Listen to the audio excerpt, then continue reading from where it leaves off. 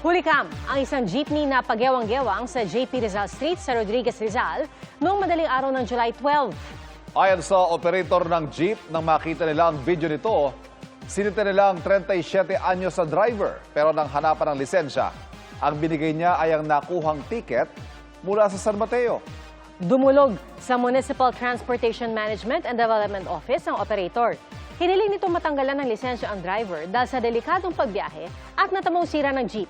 Ayon naman sa LTO Montalban, tiniketa na nila ang driver at pinagpapaliwanag. Pero sabi ng operator, hindi na nagpapakita ang tsuper. Magandang hapon po. Nasagip mula sa pagkalunod ang isang bata matapos matrap sa lagusan ng tubig sa Puerto Princesa City sa Palawan. Ang biktima nakuha sa lagusan dahil sa pagtutulungan ng mga residente. Ang makapigil hiningang pagsagip, tinutukan ni Dano Tingkungko. Hala! Diyos ko! Umanag ba naman doon? Nataranta ang mga residente ng Barangay San Manuel sa Puerto Princesa City, Palawan kahapon ng hapon.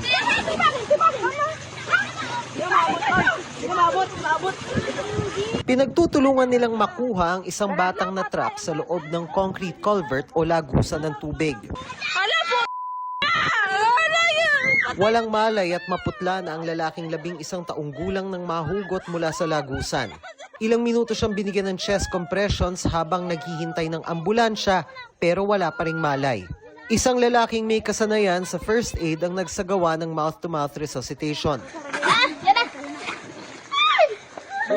Nagbigay po tayo ng mouth-to-mouth doon. 2 beses, subalit hindi siya nag-response. Medyo kinabahan ako ng konti, pero tinitiyak ko na maging positive tayo. Sa kabutihang palad, nagising ang biktima.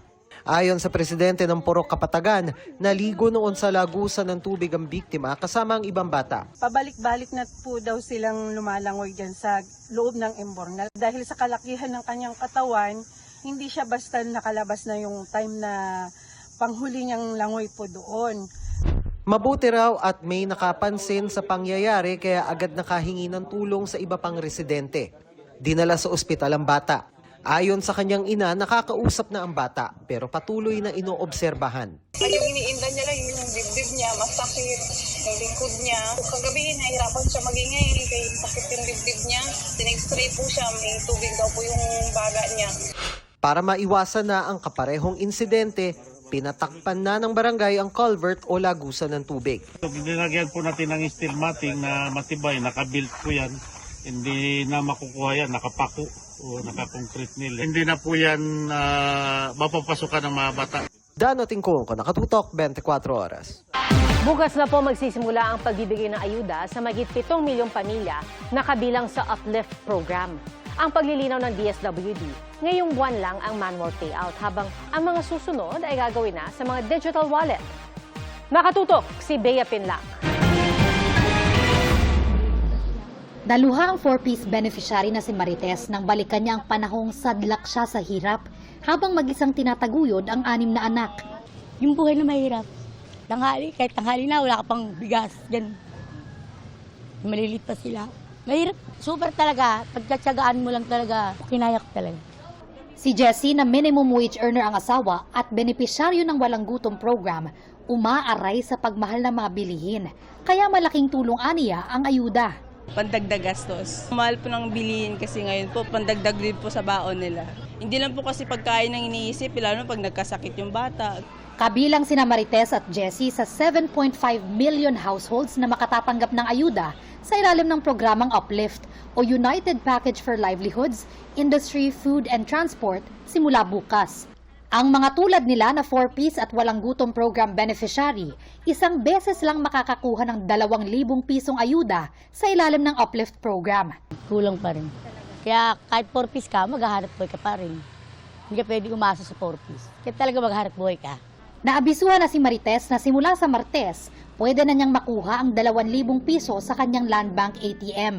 Merong advisory ang program na management office saying that pwede na silang pumunta sa kanilang mga land bank branches. May ganyang notification.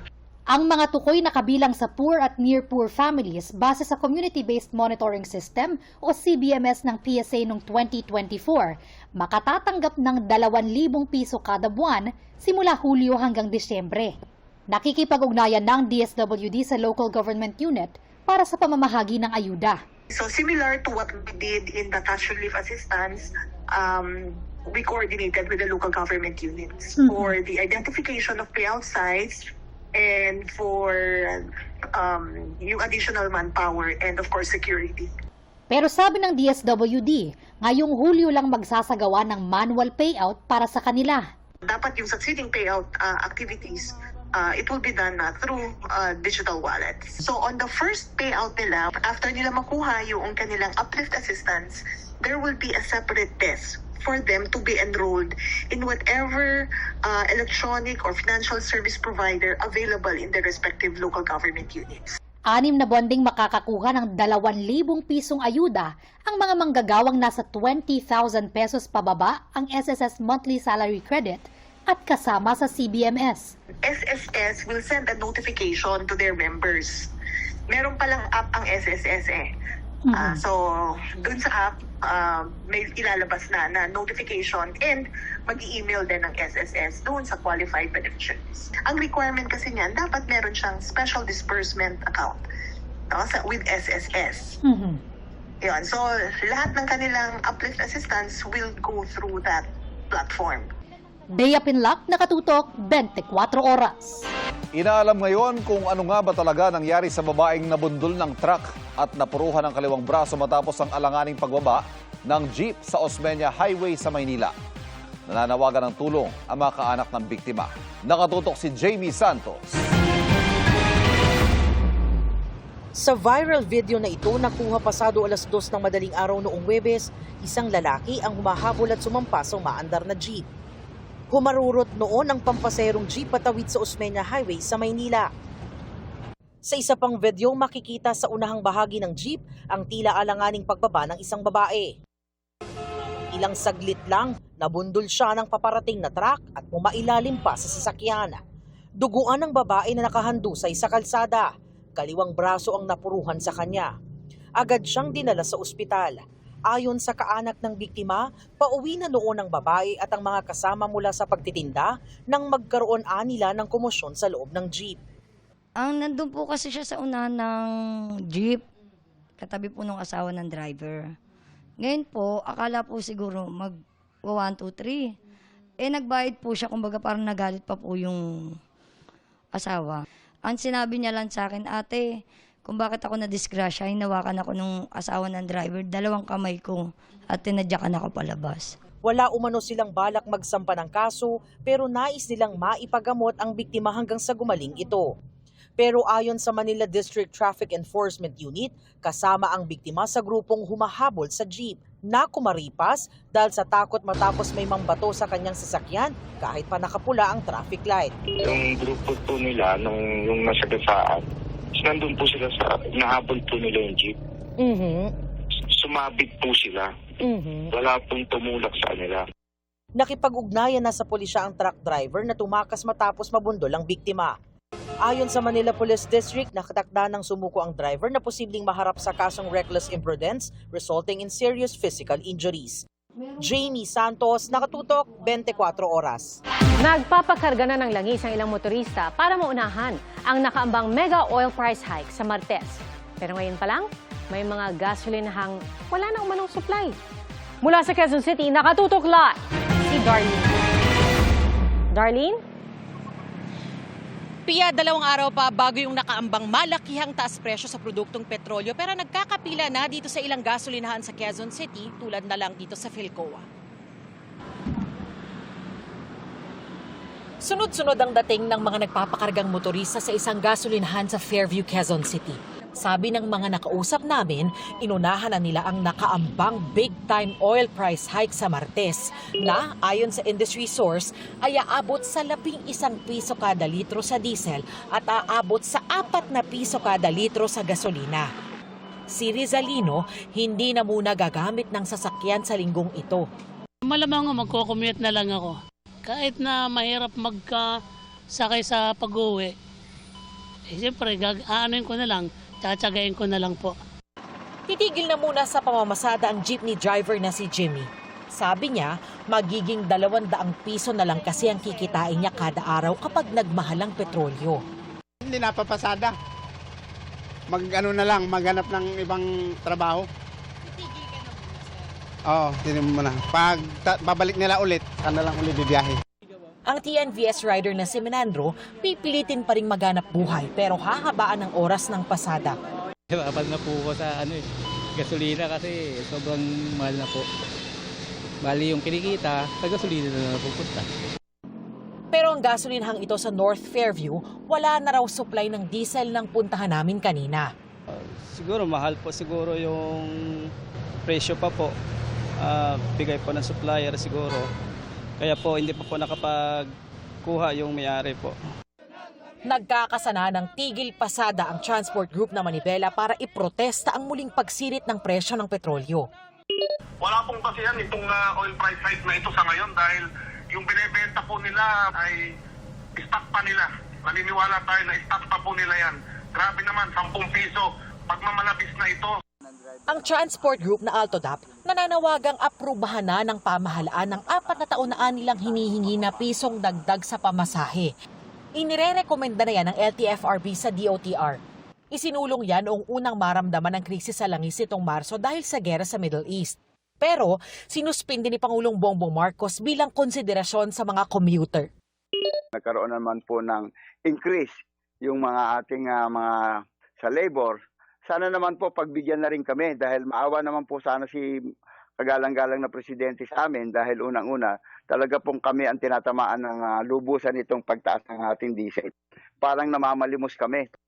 Sakaling pagbigyan ng taas pasahe, hindi muna titigil sa pagpasada si Rodel. Malaking pakinabang din sa amin yun sakali. Para sa Manibela, kulang ang pisong dagdag pasahe. Kasi nga, hindi pa kami nakaka-recover doon sa mula March hanggang ngayon na losses po namin. Kaya sana mapakinggan. Ang ilang commuter umaaray. Siyempre po dagdag gastusin po sa mga commuter, lalo na yung mga minimum wager po. Mahirap. Bakit? Kasi mahirap ang buhay ngayon. Tapos magdadagdag pa sila ng pamasahe. Sobrang hirap ng buhay ngayon. Sinusubukan pa ng GMA News na hingin ang reaksyon ng DOTR, LTFRB at Malacanang ukol dito. Pero nauna nang sinabi ng LTFRB na tuloy pa rin at tinitignan nilang mapalawak pa ang fuel subsidy na binibigay sa mga tsoper. Patuloy pa rin namin kinukunan ng pahayag ang Department of Energy. Piya sa mga susunod na araw daw isa sa pinal at i-anunsyo ng transport group na Manibela yung kanilang ikinakasang tigil pasada. Yan ang latest mula rito sa Quezon City. Balik sa iyo, Pia. Maraming salamat, Darlene Kai. Isang yate ang umapoy sa gitna ng dagat sa Romblon. Agad nakaresponde ang mga mangingisda sa lugar. Nakatutok si Von Aquino. Ay, nagsabi. Kita sa videong ito ang paglagablab ng isang yate sa laot ng San Fernando Romblon alauna ng hapon. Ang 4 na crew ng yateng MY Jason makikitang nire-rescue ng ilang mangingisda at pinaakyat sa kanilang bangka. Rumesponde rin ang mga tauhan ng Philippine Coast Guard. Sa aerial shots ng PCG, kita ang naglalagablab na yate. It's also a fishing area. May mga fishermen na dun sa area that were able to witness the fire. Yung nakita ko po ng teleskopyo ko, hindi pa parang kulay white siya na barko na hindi masyadong maaninag ko kung cargos ba o tanker. Basta umakapal yung usok po kasi niya na umaapoy. Ayon sa PCG, nilipat sa responding PCG team ang 4 na tauhan ng yate at kinumpirmang ligtas at walang inireport na nasugatan. 4 sila and all are in good physical condition naman but of course nadaan pa sa mas masusing medical evaluation yan. Sa inisyal na investigasyon ng PCG, umalis ang MY Jason mula sa Subic Yacht Club alas 10 ng umaga noong July 17 patungong Consolacion, Cebu. Sabi ng kapitan ng yate, nagsimula ang sunog mula sa engine compartment. Ayon pa kay PCG spokesperson Commodore Noemi Cayabyab, kapag nakontrol na ang sunog, hahataki nila ang yate patungo sa ligtas na daungan. Nag-abiso na rin ang PCG sa mga sasakyang pandagat na umiwas muna sa lugar kung nasaan ang natupok na yate. Von Aquino, Nakatutok, 24 Oras. Nangangamba ang mga TNVS riders sa kanilang kaligtasan sa pagtanggap ng mga booking ng mga pasahero kasunod po ng ilang insidente ng pang-hold up at pagpatay sa kapwa nila motorcycle taxi rider. Ang tugon po ng LTFRB sa pagtutok ni EJ Gomez. Sa viral photo na ito nakuha ng isang pasahero madaling araw noong Huwebes, July 16, may nakasulat na, "Buntis po ang asawa ko, wag niyo po ako sanang saktan." Sabi ng uploader, hindi kailangang maglagay ng mensahe gaya nito ang sinuman para lang makauwi ng ligtas at lalong hindi rin anya dapat natatakot ang sinuman na umalis para lang magtrabaho at mag-isip kung makababalik ba sila ng buhay sa kanilang pamilya. Ang motorista namang ito hindi napigilang maluha sa nakitang nakasulat ding mensahe sa helmet ng isang rider na nakita niya sa gitna ng traffic. Bakit? Bakit kailangan na maglagay ng note para lang makauwi sa family nila ng safe? Umani ang post ng milyong-milyong views sa social media. Ang video napanood din ng motorcycle taxi rider na si Fernando na 7 taon nang namamasada. Didiskarte na lang para iwas hold up. Babawasan po yung biyahe sa gabi. Mostly sa araw na lang para iwas sa hold up. May taste din yung mga hold up. Namimili ng magagandang motor. Yung sa akin medyo mag-aalanganin dito kasi manual. Katulad ni Fernando, ang ilang rider na nakikiusap ngayon sa mga tao, pasahero man o hindi, na wag sana silang gawa ng masama dahil naghahanap buhay lang naman sila.